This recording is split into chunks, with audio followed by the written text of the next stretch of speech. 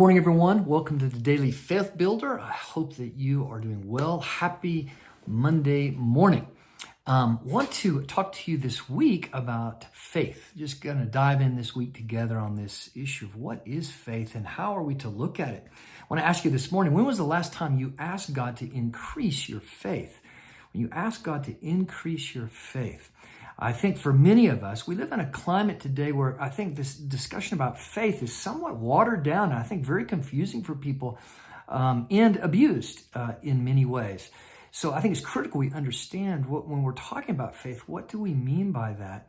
We're going to journey this week through this issue, but when was the last time you asked God to increase your faith? In other words, our churches need to be environments of faith and where faith is being strengthened, and there should be this common sense among us of, Lord, increase my faith, because I think we have a culture today that really we water things down. It's kind of entitlement culture, right? Where we blame we don't take responsibility for our faith so much, but we actually make excuses for maybe not growing in our faith or applying our faith in certain situations. And we don't see that in Scripture. We see no limit. It's amazing when we look at Scripture. We don't see much limit at all. Jesus, the power of faith in partnership with him is huge. And amazing story is in Mark chapter 9. I'm sure it's familiar to most of you, where Jesus was up with some of his disciples on the Mount of Transfiguration, but the other disciples, a father brought his son who was desperately afflicted and demonized, and brought him to the disciples to heal him, and they couldn't heal him, the boy. And Jesus comes down and finds this kind of chaos break out, and the man asked Jesus if he would heal him. And the man says, "If you can, would you help?" And this is Mark chapter 9. And Jesus says, "All things are possible for the one who believes."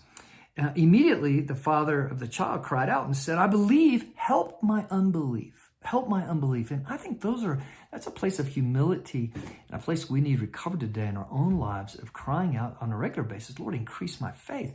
We see in Luke chapter 17, the disciples came to Jesus, "Lord, increase our faith." And this is where he taught them. He says, "If you have faith of a mustard seed, you can say to this tree, move into the sea, and it will go to the sea."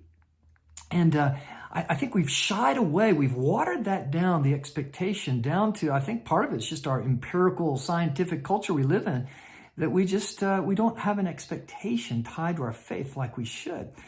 And we also see that in pursuing things, we never see Jesus say, give up, or this is, God's will wasn't for this or that. In Mark 9 again, we see that after Jesus healed the young man, the disciples came to Jesus and says, "Lord, why couldn't we heal him?"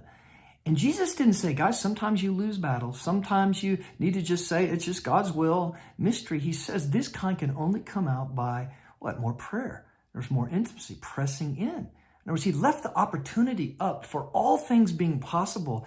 And the factor really seems to be faith. And we see Jesus over and over again telling the disciples, "Where's your faith?" Or telling people, "Your faith has made you well."